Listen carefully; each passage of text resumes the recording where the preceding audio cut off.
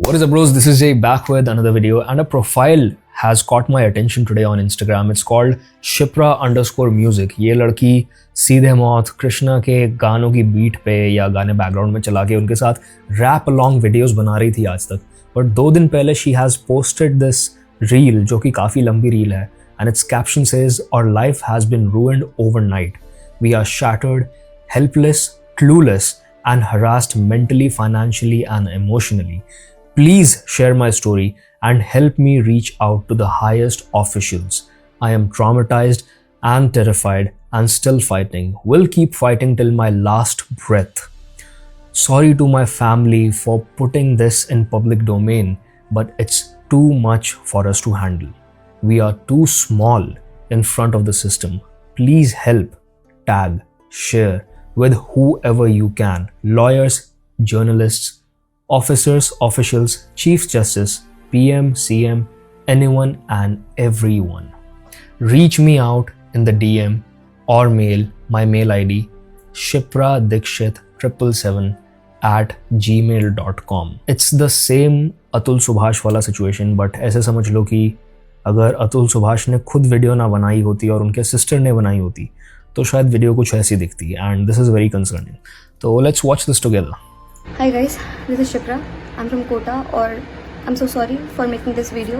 मैं बहुत हिम्मत करके ये वीडियो बना रही हूँ और पोस्ट कर रही हूँ बिकॉज़ कल को हमारे साथ में कुछ गलत हो जाता है, मेरी फैमिली के साथ में कुछ गलत हो जाता है, देन आई जस्ट वांट कि तुम लोगों को एक्चुअल चीज़ें जो हैं वो पता हो. हम लोगों के साथ में पिछले 3 महीने से बहुत कुछ बीत चुका है. मैं बहुत नॉर्मल फैमिली से आती हूँ, मिडिल क्लास फैमिली से आती हूँ, और हम लोग कोई अमीर नहीं है, हम लोग इन्फ्लुएंशियल या पावरफुल लोग नहीं हैं. शायद इसलिए हमारी लाइफ की कोई वैल्यू नहीं है, शायद हमारी कोई वैल्यू नहीं है, शायद हमारे सच की कोई वैल्यू नहीं है. और इसलिए मैं बस पब्लिकली ये चीज़ें शेयर कर देना चाहती हूँ so that anyone whoever can help please reach out, please intervene. मेरी एक छोटी सी खुशहाल सी फैमिली थी. पिछले साल फरवरी में मेरे भाई की शादी हुई श्योपुर MP की लड़की से. अरेंज मैरिज थी. वो दोनों आपस में बहुत अच्छे से रह रहे थे, बहुत खुश थे, सब कुछ था. हमारे घर पे वो 40 दिन रही हैं मुश्किल से, और उसके बाद में एक एक्सक्यूज़ के साथ यहाँ से चली गई अपने घर, ये बोल करके कि मम्मी की तबीयत ख़राब है, उनका ध्यान रखना है, और फिर कभी नहीं आई. इस बीच में 1.5-2 महीने तक मेरे भैया से बात भी करती थी, फिर धीरे धीरे उसको ब्लैकमेल करने लगी और उसको ताने मारने लगी कि वो कम कमाता है और उसके पास कम पैसे हैं, हमारी फैमिली वेल टू डू नहीं है. और इस वजह से उन्होंने बस बात करना बंद कर दिया और उसको डिवोर्स की धमकी देने लगी और फॉल्स केसेस की धमकी देने लगी. मेरे भाई ने ये सारी चीज़ें हमें बताई नहीं, और वो जब नहीं आई तो हम लोगों ने रीच आउट करने की ट्राई की, बट उन्होंने कोई कांटेक्ट नहीं किया. सारे मीडिएटर्स को बोल दिया कि प्लीज़ डोंट इंटरफेयर, हम लोग अपने हिसाब से हैंडल करेंगे. और हम लोग एकदम क्लूलेस थे कि ये क्या हुआ और क्यों हुआ. We were already in mental stress, but हमने ट्राई किया नॉर्मल रहने का. हमने सोचा आगे चल के शायद चीज़ें ठीक हो जाएंगी, पर कुछ ठीक नहीं हुआ. अब अप्रैल 24 को उन्होंने श्योपुर के महिला थाने में जाकर के एक फॉल्स FIR रजिस्टर करवा दी डायरेक्टली क्रिमिनल केसेस की. 1 साल के बाद without any evidence, zero evidence, जिसमें उन्होंने क्रिमिनल केस करे हैं. कोई डिवोर्स कुछ नहीं, डायरेक्टली हमारी पूरी फैमिली पर उन्होंने क्रिमिनल केस कर दिए, जिसमें 498A दहेज का, मारपीट का, 323, 506 और मेरे भाई के ऊपर अननेचुरल सेक्सुअल ऑफेंस यानी कि 377 का उन्होंने जो है केस कर दिया. अब जैसे जैसे अपनी स्टोरी अनफोल्ड करेंगे और बताएंगे, तुम्हें रियलाइज़ होगा कि हमारा जस्टिस सिस्टम कितना फ्लॉड है. A man is guilty until proven innocent and a woman is innocent until proven guilty. Law और कानून का अंधा होना एक अलग बात है, बट ये बायस क्यों एग्जिस्ट करता है मुझे समझ नहीं आता. क्योंकि आगे ये बताएंगे कि इनके पास मेडिकल रिपोर्ट्स हैं और भी चीज़ें हैं, डॉक्यूमेंट्स हैं जो प्रूव करती हैं कि उनके साथ अभी ऐसा कुछ भी नहीं हुआ है. मैं ये नहीं कहता हूँ चीज़ें इतनी ब्लैक एंड वाइट हैं कि जो ये कह रही हैं वो 100% सच है और जो लड़की के साइड से हो रहा है वो 100% गलत है. बट हमारा जो लीगल सिस्टम कर रहा है, कॉन्वर्सेशन उसके बारे में है. अगर इस लेवल ऑफ इमोशनल और फाइनेंशियल डैमेज से होकर लोगों को निकलना पड़ रहा है just to get justice, just so उनकी बात सुनी जाए, so there's something really wrong with what's going on inside the courts right now. और इतनी गंदी, इतनी डेरोगेटरी लैंग्वेज के अंदर कि मैं शेयर भी नहीं कर सकती थी. So we just tried to do whatever we could. हमने बहुत हेल्प लेने की ट्राई करी. वी वर एब्सोल्युटली शॉक्ड कि ऐसा कुछ इन्होंने कर दिया. अब हम लोग के पास कोई ऑप्शन तो था नहीं. हमारे पे केसेस आ चुके थे. 6 मई को मेरे भाई को शोपुर जेल में भेज दिया गया because of these allegations, these false allegations, जिसका कोई प्रूफ तक नहीं है, कोई मेडिकल एविडेंस तक नहीं है. निर्भया लेवल की इन्होंने चीज़ें उसमें लिखवा दी कि उसने उसके हाथ पैर बांध के, मुंह बांध करके उसको मारा, पीटा, उसके साथ सेक्सुअल ऑफेंस किया using an object, unnatural offence, जिसकी वजह से वो बेहोश हो गई, हॉस्पिटलाइज हो गई और वो अगले दिन हॉस्पिटल में उठी तो उनके प्राइवेट पार्ट में टाँके लगे हुए थे. I am so sorry for sharing all this but this is what we are facing right now. उनके टाँके लगे हुए थे और उसके बाद 20 दिन बाद उन्होंने अपने पापा को बुलाया और वो चली गई. ये सब उन्होंने लिखवा दिया है विच इज़ एब्सोल्युटली अनबिलीवेबल. आपके साथ में अगर इस तरीके की कोई भी घटना होती, उन्होंने लिखवाया कि उनके होंठ पे, गले पे काटने के निशान थे, खून लगा हुआ था. अगर ऐसी कोई भी अगर ऐसी कोई चीज़ हुई होती तो आप किसी भी डॉक्टर के जाओगे, वो पहले पुलिस को इन्फॉर्म करेगा, FIR होगी. ऐसे ही नहीं हो जाएगा. और इतना बड़ा अगर आपके साथ कुछ भी इंसिडेंट हुआ है, आपका प्रॉपर सर्जरी होगी. 3-4 महीने तक आप हिलने की हालत में नहीं होंगे. स्टिचेस नहीं गायब हो जाएंगे बॉडी में से. उन्होंने मेडिकल करवाया FIR के बाद, उसमें कुछ भी नहीं है. There are no stitches, no scar, no injury on body. ठीक है, FIR आपने दर्ज कर ली, वो भी बिना मेडिकल रिपोर्ट से, बिना प्रूफ्स के. I understand, that's probably how FIRs work. और थोड़ा फीमेल्स के लिए जो है ज़्यादा लीनियंट रहती है वो चीज़, क्योंकि a lot of the times the reports are tampered with to protect the holes जो एक्चुअली ये काम करते हैं. इतनी सारी महिलाएं हैं जिनके साथ ये एक्चुअली हुआ है, जो विक्टिम्स हैं, और उनको जस्टिस नहीं मिला है because the reports have been tampered with and what not. But अगर रिपोर्ट्स में भी कुछ निकल के नहीं आया है और you know the reports are genuine because आपने सामने से इंसान को देखा एंड सब हुआ है, इवन देन कोर्ट का इन सब चीज़ों को कंसिडर ना करना इज रियली ऑड. जीरो. मेरे भाई को जेल भेज दिया गया. हम लोगों को इतना बुरी तरीके से मेंटली, फाइनेंशियली हरास किया गया है, but we can not do anything. हम लोगों को ड्रैग कर दिया गया है ना केस में. हमें इट्स ऑलमोस्ट लाइक मुझे वो पूरा केस याद आता है जॉनी डेप और एम्बर हर्ड का, जहाँ पे इवेंचुअली जब जॉनी डेप ने बहुत सारे प्रूफ्स इकट्ठे कर लिए एम्बर हर्ड के अगेंस्ट और विटनेसेस भी मिल गए उनको अपना केस प्रूव करने के लिए, तो फाइनली लोगों को रियलाइज हुआ that Johnny was not the one abusing amber but it was the other way around. But क्योंकि एम्बर हर्ड लड़की थी तो during the first court hearing Johnny गलत प्रूव हो गया और उसको सबने एक गलत इंसान, एक घटिया इंसान समझ लिया फॉर ऑलमोस्ट 1.5-2 years. उसके करियर को उससे बहुत बड़ा हिट मिला, जिसकी वजह से उसके डिज्नी के सारे कॉन्ट्रैक्ट्स कैंसिल हो गए. पायरेट्स ऑफ द कैरिबियन जैसी मूवी का कभी अगला पार्ट हमें देखने को नहीं मिला और प्रोजेक्ट्स देखने को नहीं मिले जॉनी डेप के साथ, जबकि he is a great actor. वो डैमेजेस के लिए एम्बर हर्ड को कोई भी पनिशमेंट नहीं मिलता है. She walks away just losing the case, while this man fights for everything that he has lost and walks away just with his name cleared. ये फेयर कैसे है? कितने सारे मैंने बाहर के और केसेस देखे हैं जो कि फॉरेन में ये सालों से होता आ रहा है, जो अब इंडिया में होना शुरू हो गया है कि कोई बास्केटबॉल प्लेयर है, उसके ऊपर फेक एलिगेशंस लगा दिए गए, वो सालों साल जेल में रहा. अब जब फाइनली उसका नाम क्लियर किया गया, क्योंकि उस लड़की ने आगे खुद बोल दिया कि मैंने जो इतने साल पहले बोला था वो झूठ था, तो अब वो बंदा कोर्ट में खड़ा हुआ रो रहा है कि अब तो भाई तुम मुझे जेल में डाल दो, मेरी लाइफ में बचा ही क्या है? मेरा करियर ख़त्म है, मेरी रिश्तेदारियाँ, दोस्तियाँ, सब कुछ ख़त्म है, लोग मुझे घटिया इंसान समझते हैं, जीने के लिए बचा ही क्या है मेरे पास आज की डेट में? दिस इज क्रेजी भाई. लड़ना पड़ेगा. तो हम लोग लड़ रहे थे. मैं हाई कोर्ट गई क्योंकि लोअर कोर्ट, सेशन कोर्ट ने बेल रिजेक्ट कर दी मेरे भाई की, ये कह करके कि एलिगेशंस तो बहुत ज़्यादा हैं और लड़की के साथ इतना कुछ गलत हो गया, उसकी जान पे बनाई, हम तो नहीं छोड़ सकते. तो जान पे बनाई तो आप वो सब चेक तो करो, लेजिटिमेसी चेक तो करो आप उन डॉक्यूमेंट्स की. इसका तो साफ ये मतलब है ना कि कुछ अंदर खाने गड़बड़ चल रही है. Is the same case as Atul Subhash once again की बार बार आपको कोर्ट हियरिंग्स के लिए बुलाया जा रहा है, आपकी बात को नहीं सुना जा रहा, आपकी बात का मजाक बनाया जा रहा है, या फिर जो आप प्रूफ्स भी प्रोवाइड कर रहे हो, एविडेंस प्रोवाइड कर रहे हो, उसको रफा दफा कर दिया जा रहा है कि नहीं भाई इतनी बातें नहीं हो सकती, अब इतनी बात औरत बोल रही है तो सच ही बोल रही होगी. अब शायद झूठ बोल रही हो भाई, मेडिकल रिपोर्ट्स तो चेक करो. दोबारा करवाओ, कुछ निशान कुछ तो होगा बॉडी पे, अगर इतना कुछ हुआ है तो इंटरनल डैमेज होगा, कुछ तो निकल के आएगा।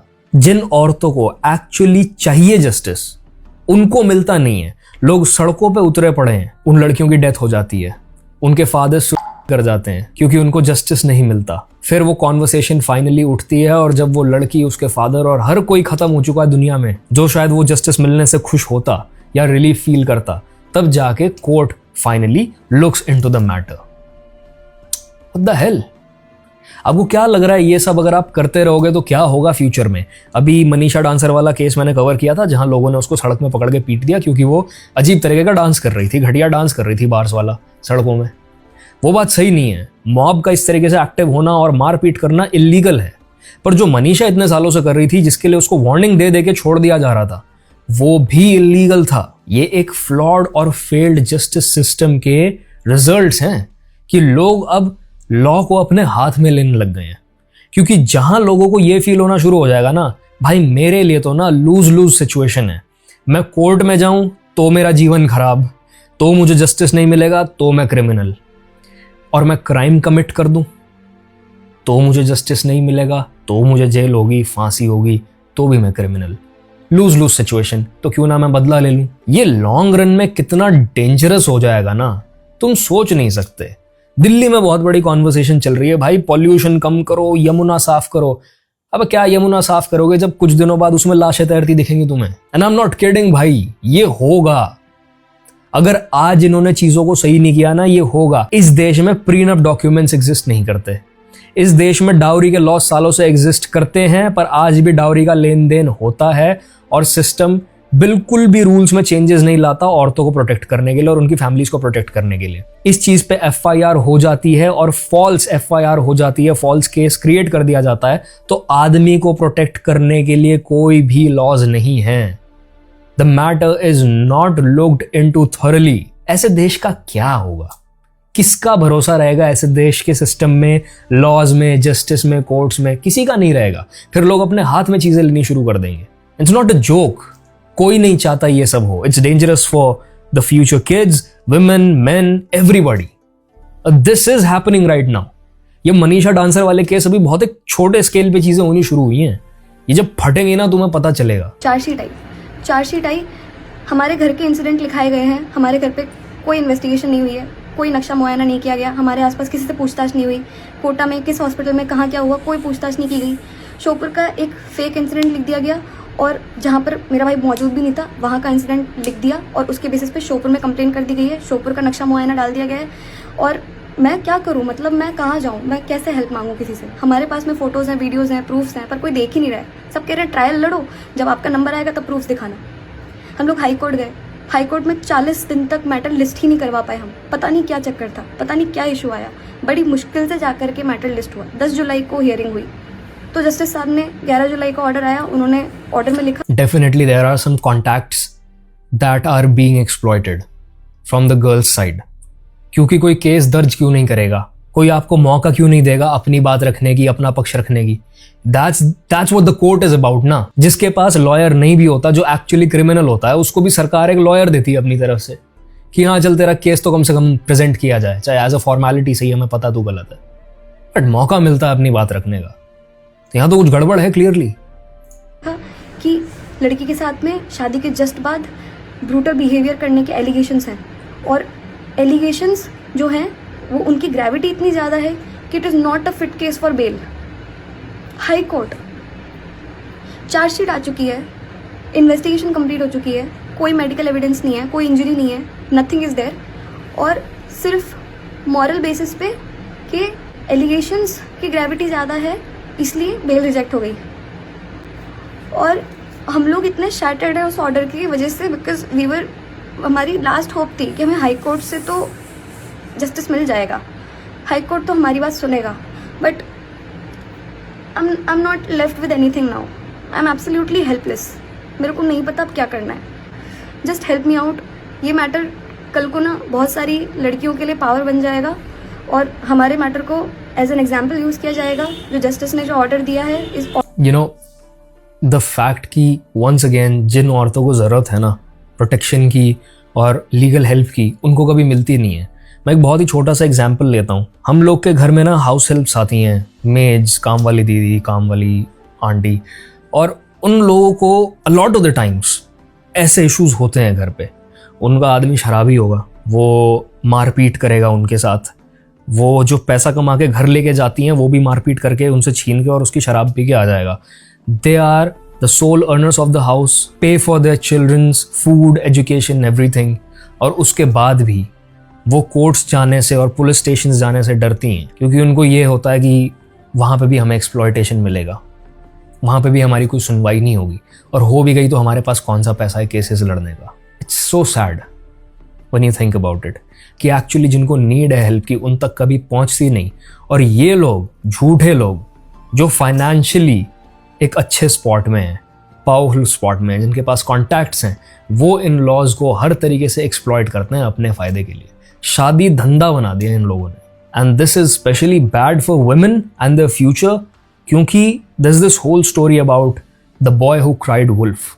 जिनको नहीं पता मैं बताता हूँ। एक लड़का होता है जो बार बार अपनी भेड़ बकरियों को जो है चरवाते हुए घास चिल्लाता है कि भेड़िया आ गया, भेड़िया आ गया, और गांव वाले सारे जो हैं वो डंडे हथियार लेके भेड़िया भगाने आते हैं। एक बार, दो बार, तीन बार, चार बार, और हर बार उनको रियलाइज होता है कि ये लड़का हमें प्रैंक कर रहा है, मस्ती कर रहा है, झूठ बोल रहा है। एक दिन भेड़िया सच में आ जाता है, वो लड़का क्राइज फॉर हेल्प, भेड़िया आ गया, भेड़िया आ गया। बट अब इतनी बार वो झूठ रिपीट हो चुका होता है कि जब सच भी वो बोल रहा होता है, गांव वाले कहते हैं ये झूठा है, हम अपना काम छोड़ के जाएंगे, फिर पता चलेगा ये झूठ बोल रहा है, और उसकी बकरियां मर जाती हैं और लड़का खत्म हो जाता है, क्योंकि इस बार सच में भेड़िया आया होता है। तो क्या ये स्टोरी रियल लाइफ में रिपीट नहीं होगी? तुम्हें लगता है? जेन्युइनली जो औरतें स्ट्रगल कर रही हैं, उन औरतों की दुश्मन हैं ऐसी औरतें जो ये फॉल्स केसेस लगाती हैं आदमियों पे, क्योंकि इवेंचुअली आदमी जो आपकी सपोर्ट में भी खड़े होते हैं आज, वो कहेंगे यार मोस्ट ऑफ द केसेस झूठे होते हैं। हर दिन हम देख रहे हैं एक नई औरत, नया झूठ, एक नया आदमी खत्म हो जाता है इस दुनिया से हरासमेंट की वजह से। इनोसेंट लोग जेल में पड़े हुए हैं, तो क्यों बिलीव करना है? हम तो किसी के जस्टिस के लिए नहीं लड़ेंगे, कुछ नहीं करेगा ये जो ऑलरेडी एग्जिस्टिंग जेंडर वॉर्स है ना, और जो हेट है दोनों तरफ से एक दूसरे के लिए, ये बस उसको बढ़ावा देगा। And the future is not looking good भाई, I will be very honest. Order को एज ए प्रेसिडेंट यूज़ किया जाएगा। लड़कियों को लगेगा बिना एविडेंस के आप इतने डेरोगेटरी एलिगेशंस आप रजिस्टर करवा सकते हो, आप एफआईआर रजिस्टर करवा सकते हो, और उसके बेसिस पे आप किसी भी इनोसेंट लड़के को आप जेल भेज सकते हो। This is extremely dangerous for our society, for all of us. मेरी लाइफ कंप्लीटली शैटर्ड हो चुकी है। There is nothing that is left. मेरा करियर ख़त्म हो चुका है, मेरे भाई का करियर ख़त्म हो चुका है, हमारी फैमिली की पूरी लाइफ जो है ख़त्म हो चुकी है। There is nothing that I can do about it. और मैं बस जस्टिस चाहती हूँ, मैं बस चाहती हूँ कि सच बाहर आए। मेरे पास जो भी प्रूफ्स थे, मैंने जितनों को भी मैं मेल कर सकती थी, जितनों को भी मैं पोस्ट कर सकती थी, जो भी ऑफिशियल्स थे मैं कर चुकी हूँ, बट कोई हेल्प नहीं कर रहा है। एवरीवन इज़ लाइक कि कोर्ट का मैटर है, हम इंटरफेयर नहीं कर सकते, बट हमारी कोई नहीं सुन रहा, just because we belong to, हम क्योंकि लड़के की फैमिली है ना, इसलिए। और लड़की की सब सुनते हैं, लड़की अबला होती है इसलिए उसकी सब सुनते हैं, चाहे वो झूठी क्यों ना हो, पता नहीं। Please help me to reach out. If you are a journalist, if you are an official, if you are an officer, या आप एक नॉर्मल इंसान भी हो, please help me reach out to someone who can help, who can intervene. Please इस matter को जितना आप पहुंचा सकते हो आगे पहुंचा दीजिए, बिकॉज ये सिर्फ हमारी चीज़ नहीं है, ये कल को आपको भी अफेक्ट कर सकता है, ये कल को किसी की भी लाइफ का ट्रुथ बन सकता है। और मैं नहीं चाहती ये हमारे साथ जो हो रहा है किसी और के साथ हो। आज मेरा भाई सफ़र कर रहा है, मेरे पेरेंट्स सदमे में हैं, मेरी मम्मी हाई ब्लड प्रेशर की पेशेंट है, वो दवाइयाँ खा खा करके ज़िंदा है, और मुझे शर्म आ रही है अपने आप पे कि मैं कुछ नहीं कर पा रही हूँ। मेरा भाई एकदम हेल्पलेस हो चुका है, वो बेचारा सोचता है कि हम लोग कुछ करवा देंगे, हम लोग कुछ नहीं करवा पा रहे हैं यार। ट्रायल चलेगा, पहले उन लोगों की गवाही होगी, इसमें ही ऑलमोस्ट अगले 6-7 महीने या शायद 1-2 साल तक बीत जाएंगे। उसके बाद कहीं जा कर के हमें हमारे एविडेंस दिखाने का नंबर आएगा। मेरी फैमिली नहीं सर्वाइव कर पाएगी इतना, मैं भी नहीं कर पाऊँगी। और मेरे को भी इतना एक्सट्रीमली डर लग रहा है ना, इतना मैं थ्रेटन फील कर रही हूँ दैट आई डोंट नो, मुझे वहाँ पे तारीखों पे जाना पड़ता है, एक दूसरी सिटी, दूसरे स्टेट में, कुछ भी हो सकता है यार, सब ख़त्म है। कोई लाइफ नहीं है, नथिंग, कीड़े मकोड़ों जैसी लाइफ हो गई है, किसी को फ़र्क नहीं पड़ता आप मर रहे हो, आप जी रहे हो, आपके साथ क्या हो रहा है। मेरे पास में सारे प्रूफ्स हैं, सब चीज़ें हैं, मुझे बस एक फेयर इन्वेस्टिगेशन का मौका चाहिए। मैं जब से 3 महीने से मैं यही रिक्वेस्ट कर रही हूँ कि please at least help us with a fair investigation, please help us out. No one cares. सबने बस एप्लीकेशन उठा उठा करके एक डिपार्टमेंट से दूसरे डिपार्टमेंट में भेज दी, कुछ भी बोल दिया। मुझे सिंपैथी नहीं चाहिए, मुझे रोना धोना नहीं है आप लोगों के आगे, मुझे बस ये बोलना है कि we are innocent and please help us, please please help अस।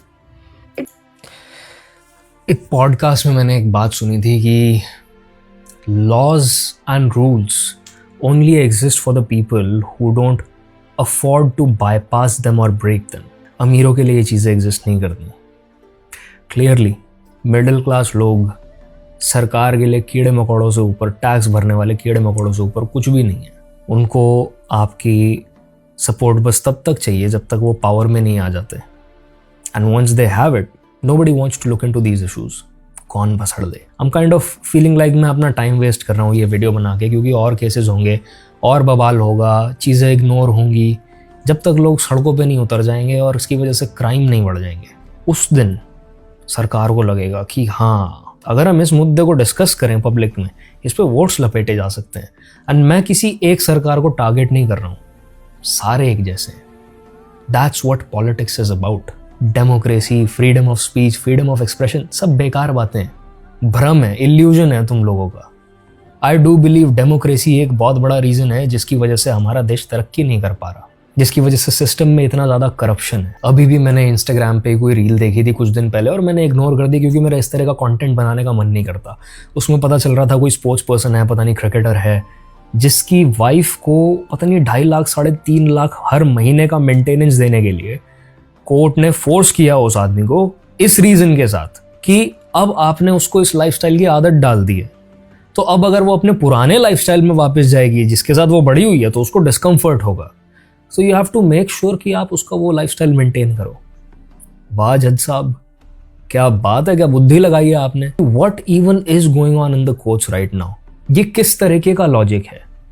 अगर वो औरत एक अच्छी फैमिली से आती है, उसको खाने पीने की कोई दिक्कत नहीं है, वो काम कर सकती है, एजुकेटेड है, उसके पास जॉब है, हर तरीके से अपने आप को वो सपोर्ट कर सकती है, so for a limited time के लिए मेंटेनेंस देना या एक सर्टेन अमाउंट वन टाइम पे ऑफ करके बात खत्म करना, और वो भी कोर्ट्स को उसके ऊपर लिमिट सेट करने चाहिए, कितना रीजनेबल अमाउंट होना चाहिए। आई गेट इट, बच्चे हैं तो उनका एजुकेशन का खर्चा, उनका खाना पीना रहना, मैं सब समझता हूँ, ये ज़रूरी चीज़ें हैं। बट इन सच केसेस जहाँ एक्चुअली हेल्प नहीं चाहिए, वहाँ इस तरह के स्टूपिड रीजंस देके आदमियों को एलिमनी और मेंटेनेंस फोर्स करने के लिए बोला जा रहा है। बट ऐसे स्टूपिड केसेस में जहाँ पे औरतों को ज़रूरत ही नहीं है किसी भी तरह की हेल्प की, वहाँ पे आदमियों को मेंटेनेंस और एलिमनी देने के लिए फोर्स किया जा रहा है हर तरीके से। कमेंट्स देख के तो ना अपने देश से और भरोसा उड़ जाता है। Welcome to reality, ask your brother to connect. Welcome to reality. देख रहे हो तुम शुरू कहाँ से होती है कॉन्वर्सेशन की? यही है, क्योंकि ये लोग रोज देखते हैं जो इस सिस्टम से कनेक्टेड है, इनको पता है क्या हो रहा है। शिप्रा दी, the same case in my family too, what should I do, can you guide me. Shipra को तो इतने व्यूज मिल गए, इतने लोग आज उसको कनेक्ट करने के लिए बोल रहे हैं। इन लोगों का क्या, जो केस ऐसे गुमनामी में निकल जाते हैं, जिनको कई कई महीने की, कई कई सालों की सजा काट के ही निकलना पड़ता है और उसके बाद बाहर आके कोई करियर बचता नहीं उनका। एक रेगुलर आदमी को क्रिमिनल बना देता है भाई जेल। उन लोगों का क्या, उनके पास तो प्लेटफॉर्म भी नहीं है। अतुल सुभाष ने ये सब बताया था कि एक लड़की के लिए कितना आसान है ऐसे केसेस करना, बट फिर भी सोसाइटी को समझ नहीं आ रहा, हमारी लॉ इतना ज़्यादा बायस्ड हो गए हैं। That's true.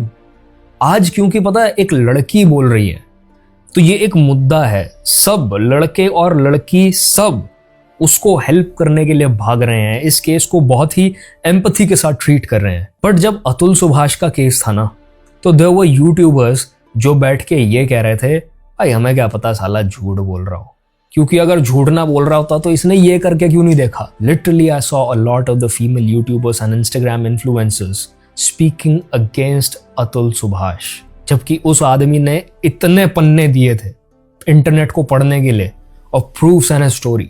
इमेजिन आपके भाई बाप आपके घर के आदमी के साथ ऐसा हो जाए तो हमेशा ये वाला दिमाग लगा लिया करो। And same for main. इससे पहले आप ऐसी घटिया बातें बोलने चलो ना जो कि बोलते हैं हमारे लीगल सिस्टम से जुड़े लोग और नेता लोग कि भाई ये लड़की सो एंड सो जगह में ना होती और इसने ऐसे कपड़े ना पहने होते तो कभी इसका ना होता। लड़की की गलती है, विक्टिम ब्लेमिंग बेसिकली। जब आप किसी के बारे में ये बोलने चलो ना, ये सोच लेना भाई तुम्हारी बहन के साथ ये हो गया होता तो। क्योंकि घटिया इंसान ना किसी भी शरीर में और किसी भी शक्ल का हो सकता है, चाहे वो महिला हो चाहे आदमी हो। This is it for this video भाइयों। I will see you in the next one. Piece.